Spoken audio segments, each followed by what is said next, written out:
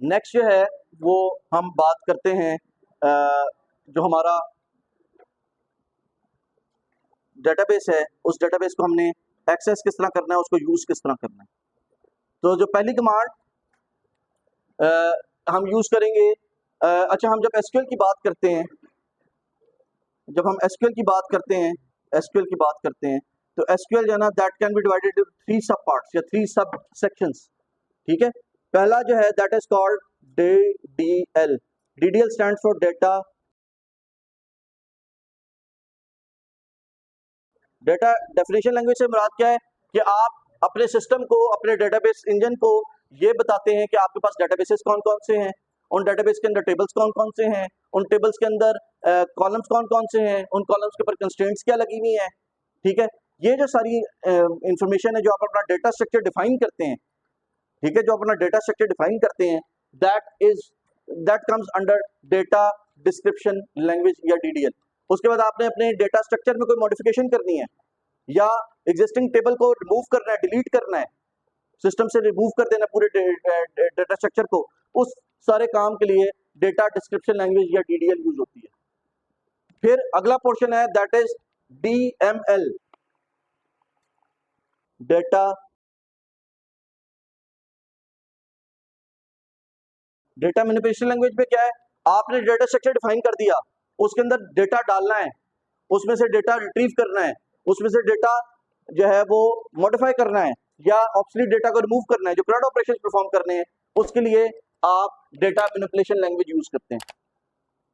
ठीक है, फिर तीसरा है आपके पास डीसीएल। आपके सिस्टम पे कौन कौन से यूजर्स हैं, उस सिस्टम का बैकअप कब लेना है, कैसे लेना है, बैकअप को रिस्टोर करना है, डेटा के ऊपर किस किस की एक्सेस होगी, किस यूजर की एक्सेस किस लेवल की होगी, क्या कोई यूजर जो है वो डेटा को मॉडिफाई कर सकता है या नहीं कर सकता, ये जो सारी इंफॉर्मेशन है that comes under data control section. ठीक है, डीसीएल। सो आज हम डीडीएल की बात करेंगे। ठीक है, we will talk about DDL today. DDL के अंदर जो पहली चीज है वो ये है कि आपके सिस्टम के अंदर कौन कौन से डेटाबेसेस एग्जिस्ट करते हैं। जो आपने सर्वर बनाया है उस सर्वर के अंदर मल्टीपल डेटाबेसेस हो सकते हैं। ठीक है, सो आपके पास कौन कौन से डेटाबेसेस हैं। सो हमने कहा शो डेटाबेसेस। अच्छा, सेमीकोलन जब लगाऊंगा ना, सेमीकोलन जो है that would give me, that would tell the system कि जी मेरी स्टेटमेंट खत्म हो गई है, मेरी स्टेटमेंट खत्म हो गई है, सिर्फ मेरी स्टेटमेंट यहां से शुरू होकर यहां तक जा रही थी। उसके बाद अगर मैं ये वाला बटन दबाऊंगा, जो मेरा ये ये लाइटिंग बोल्ट वाला बटन है, लाइटिंग बोल्ट वाला बटन दबाऊंगा तो मेरी स्क्रीन के ऊपर और कुछ भी मैंने हाईलाइट नहीं किया हुआ, तो मेरी स्क्रीन के ऊपर जो कुछ लिखा हुआ सब कुछ एग्जीक्यूट हो जाएगा। ठीक है, अगर मैं लाइटिंग बोल्ट के साथ ये जो आई लिखा हुआ है ये वाला बटन दबाऊंगा तो करंट लाइन जिसके ऊपर मेरा कर्सर ब्लिंक कर रहा है सिर्फ वो वाली स्टेटमेंट एग्जीक्यूट होगी। और अगर मैं किसी स्टेटमेंट को हाईलाइट कर दूं या किसी पोर्शन को हाईलाइट कर दूं और उसके बाद मैं ये लाइटिंग बोल्ट वाला बटन दबाऊंगा तो सिर्फ हाईलाइटेड पोर्शन एग्जीक्यूट होगा। ठीक है, जितना पोर्शन मैंने हाईलाइट किया सिर्फ उतना पोर्शन एग्जीक्यूट होगा। ठीक है, इस पोर्शन को मैंने लेट से हाईलाइट किया, ये स्टेटमेंट लिखी, स्टेटमेंट को मैंने एग्जीक्यूट किया, इसने मुझे बताया कि जी ये देखें आपके सिस्टम के अंदर बाय डिफॉल्ट, मैंने आपके सामने नया डेटाबेस इंस्टॉल किया था, उसने कहा जी आपके 4 या 5 डेटाबेसेस जो हैं वो बाय डिफॉल्ट पड़े हुए हैं, इनको आपने नहीं छेड़ना, ये इसकी अपनी इंटरनल वर्किंग के लिए चाहिए। ठीक है, ये डेटाबेसेस जो हैं वो इसकी इंटरनल वर्किंग के लिए हैं। ठीक है, आप कहते हैं जी मुझे एक नया डेटाबेस बनाता हूं, लेट्स से D7 सेक्शन है, तो मैं कहता हूं जी क्रिएट। अच्छा, इसके अंदर स्मॉल केस और कैपिटल केस जो इसकी कमांड है ना, उसमें स्मॉल और कैपिटल केस का फर्क नहीं होगा, लेकिन जब आप डेटा की मैंने प्रयोग कर रहे होंगे वहां पे स्मॉल और कैपिटल का फर्क आएगा। लेकिन अगर आपने टेबल के नाम के अंदर स्मॉल कैपिटल कर दिया या कमांड को मैंने कैपिटल में क्रिएट लिख दिया या स्मॉल में क्रिएट लिख दिया, उससे फर्क नहीं पड़ेगा। ठीक है, सो मैं कहता हूं जी क्रिएट डेटाबेस, अब मैंने दूसरा ए भी मूव कर दिया, create database let's say DB-D7 और सेमीकोलन लगा दिया और ये बताया कि जी मेरी कमांड यहाँ पे खत्म हो गई है, सिलेक्ट किया और एग्जीक्यूट किया। और अब अगर यहाँ पे देखें, यहाँ पे ये आ रहा होगा, नीचे वाली विंडो नहीं आ रही मेरी है, आ रही है? अच्छा जी, यहाँ पे वैसे लिखा हुआ है क्यूरी कंप्लीटेड, यहाँ पे आप देखिए लिखा हुआ है क्यूरी कंप्लीटेड। और अब मैं वापस शो डेटाबेसेस में जाऊंगा और शो डेटाबेस में जाकर दोबारा एग्जीक्यूट करूंगा, तो यहाँ पे देखिए अब DBD7 के नाम से मेरे पास एक नया डेटाबेस बन गया। मैंने इस डेटाबेस को सिस्टम से रिमूव करना है, I would say drop database DBD7, ठीक है। DBD7 को मैं ड्रॉप करता हूँ, एग्जीक्यूट करता हूँ, वापस ये शो डेटाबेसेस वाली कमांड को रन करता हूँ, तो आप देखिएगा DBD7 की एंट्री सिस्टम से निकल चुकी है, ठीक है। मैं दोबारा DBD7 को क्रिएट कर लेता हूँ, इसको क्रिएट करता हूँ, शो डेटाबेसेस करता हूँ, जस्ट टू वेरीफाई कि हाँ जी मेरा डेटाबेस पड़ गया है। अच्छा, याद रखिए कि मैंने डेटाबेस के अंदर कोई भी चेंज की है, उसके बाद मैं अपने सिस्टम को बेशक अपने सर्वर को बंद कर दूं, अपने प्रोग्राम को बंद कर दूं, अपने सर्वर को बंद कर दूं, इवन अपने कंप्यूटर को रीस्टार्ट कर दूं, जब दोबारा आऊंगा तो वो फाइल पड़ी हुई होगी। तो अक्सर मैंने ये देखा है कि स्टूडेंट्स क्या करते हैं कि डेटाबेस बनाया, डेटाबेस बनाने के बाद टेबल बनाया,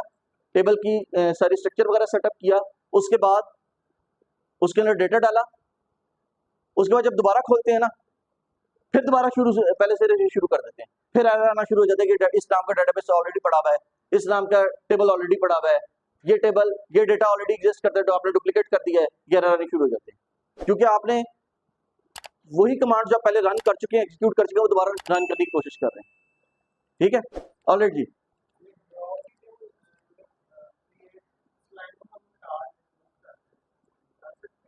कर दें, कर दें, मैंने तो आपके रेफरेंस के लिए यहाँ पे सामने लिखी हुई, आप रिमूव कर दें। नहीं, एक बार क्रिएट कर दी तो जब तक आप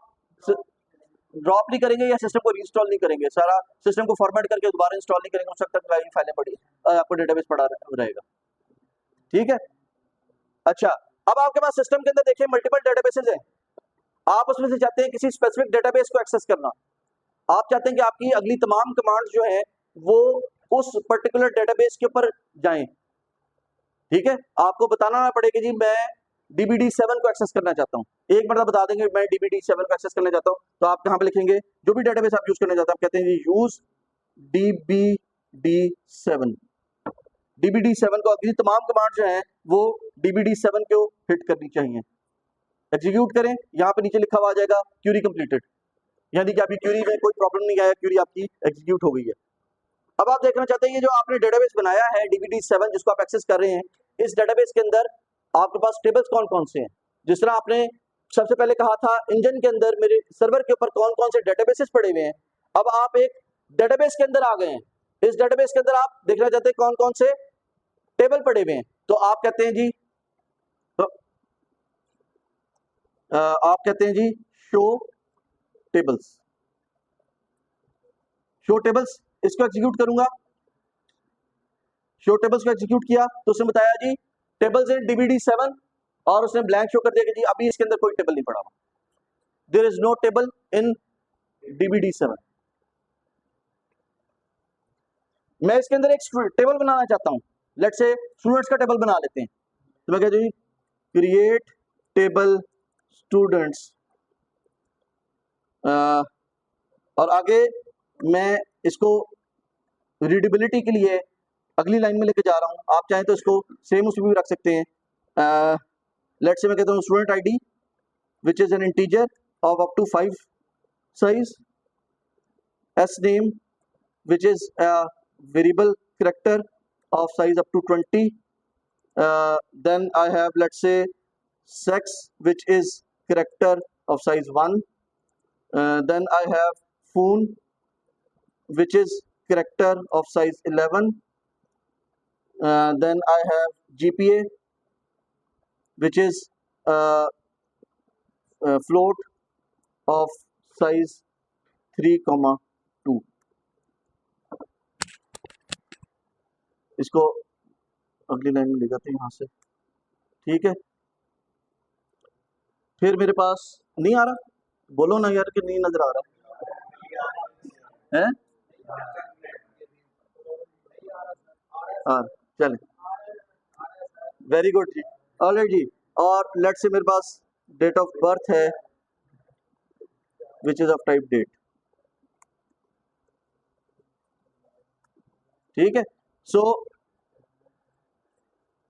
ये मेरी स्टेटमेंट है। मैं इस स्टेटमेंट को मैंने यहाँ पे create table students SID of type integer up to 5 digits, name which is up to 20 character variable string, sex with a single character string, phone which is 11 fixed character strings, float GPA which is a floating point, and date of birth which is of date type. ये आ गया, इसको मैंने execute किया, Curie completed आ गया, नीचे लिखा हुआ show tables, highlight किया, एग्जीक्यूट किया, और यहां पे देखिए उसने कहा जी स्टूडेंट्स के नाम से टेबल पड़ा हुआ है,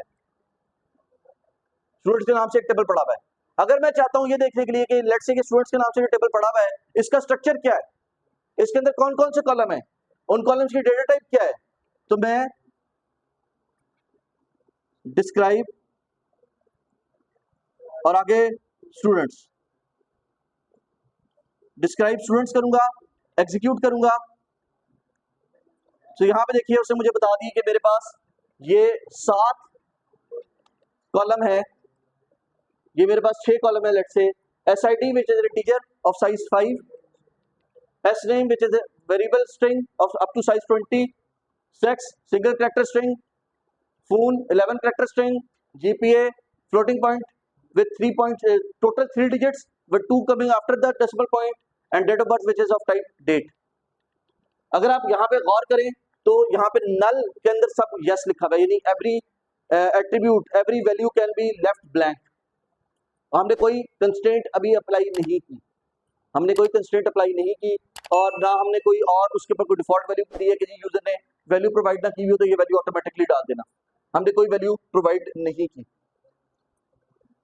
अगर मैं चाहता हूं कि नहीं मेरा टेबल ठीक नहीं बना, मैं इस टेबल को रिमूव करना चाहता हूं, ये डिस्क्राइब कर लिया था, अगर मैं इस टेबल को रिमूव करना चाहता हूं तो मैं कहता हूं जी ड्रॉप टेबल, आगे टेबल का नाम स्टूडेंट्स, ड्रॉप टेबल स्टूडेंट्स, इसको एग्जीक्यूट किया, अब शो टेबल्स करता हूं तो आप देखिएगा कि कोई टेबल मेरे सिस्टम में एग्जिस्ट नहीं करता। टेबल, उस टेबल का कंप्लीट स्ट्रक्चर और उस टेबल में जितना डेटा मैंने अभी तक फीड किया था वो सारा का सारा जीरो हो चुका है। टेबल का स्ट्रक्चर, उसके ऊपर क्या कंस्ट्रेंट्स लगी थी, उसके अंदर क्या डेटा डाला था, जैसे ही मैं टेबल को ड्रॉप करूंगा सारा कुछ उड़ जाएगा। ठीक है, मैं वापस ये टेबल क्रिएट कर देता हूं, let me create that table again, और शो टेबल्स करके देख भी लेता हूं, करके देखना। अच्छा जी, अब इस टेबल के अंदर मैं देखना चाहता हूं कि जी इस टेबल के अंदर डेटा क्या पड़ा हुआ है। एट एनी टाइम मैं ये देखना चाहता हूं कि इस टेबल के अंदर डेटा क्या पड़ा हुआ है। अभी तक हमें पता है कि ये टेबल खाली होना चाहिए, ठीक है। इस टेबल के अंदर डेटा क्या पड़ा हुआ है, तो मैं कहता हूं जी select static from students, select static from students को मैं एग्जीक्यूट करता हूं,